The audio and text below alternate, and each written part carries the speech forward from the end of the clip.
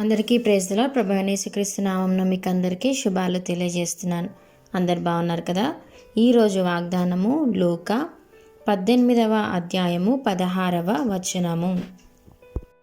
చిన్న బిడ్డలను ఆటంకపరచక వారిని నా యొద్దకు రానియుడి. అదేవిధంగా మనం 17వ వచనం చదువుకుందాము. చిన్న బిడ్డ వలె దేవుని రాజ్యం అంగీకరింపనివాడు దానిలో ఎంత మాత్రమును ప్రవేశింపడని మీతో నిశ్చయముగా చెప్పుచున్నాను నేను. ఆమేన్, హల్లెలూయా.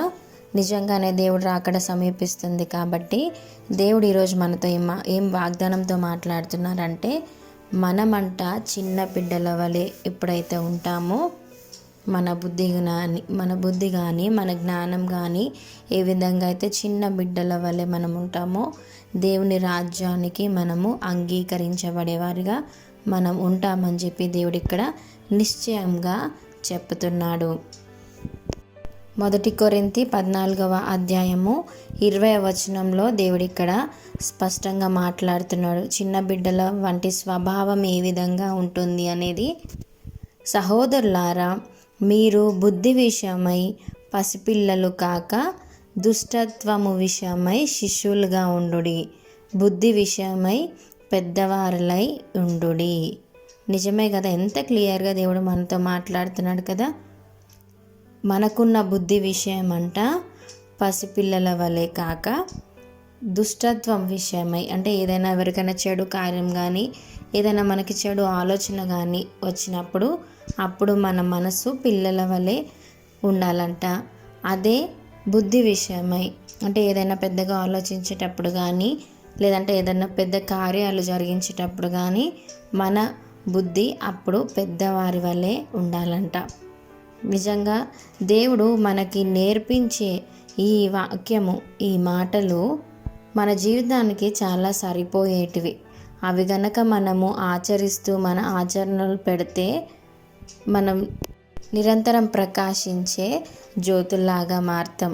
అదే రీతిగా దేవుడు మత్తయి సువార్త 18వ అధ్యాయం 3-4 వచనంలో కూడా నిజంగా ఎవరిదంట పరలోక రాజ్యం అనేది ఇక్కడ క్లియర్గా దేవుడు రాయించాడు కదా.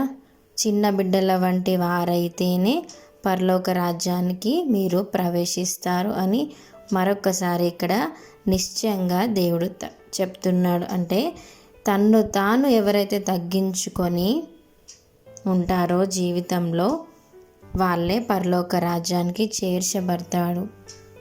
ఆ రాజ్యంలోనికి ప్రవేశించాలి అంటే మనము చిన్న పిల్లల వలె తగ్గించుకొని దీన మనస్సు కలవారమై ఉంటే ఆ పరలోక రాజ్యంలో దేవుడు మనకి చోటు ఇస్తానని చెప్పి ఈరోజు స్పష్టంగా దేవుడు మనతో మాట్లాడుతున్నాడు.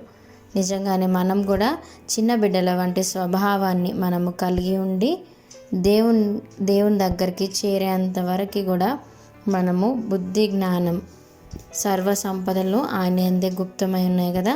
సో ఆ రీతిగా ఎక్కడ ఏ విధంగా ఆలోచించాలి, ఎక్కడ ఏ విధంగా మాట్లాడాలి అనేది దేవుని సహాయం మనం కోరుకుంటే ఖచ్చితంగా దేవుడు మనకి హెల్ప్ చేస్తాడు. ఈ వాగ్దానాన్ని మీరు క్లెయిమ్ చేసుకోండి. వాగ్దానం కోసం ప్రార్థన చేయండి. చిన్ని వాగ్దానం దేవుడు దీవించి ఆశీర్వదించును గాక. మీకు ఎవరికైనా ప్రేయర్ రిక్వెస్ట్ ఉంటే దయచేసి కమెంట్స్లో మెన్షన్ చేయండి. Thank you. God bless you.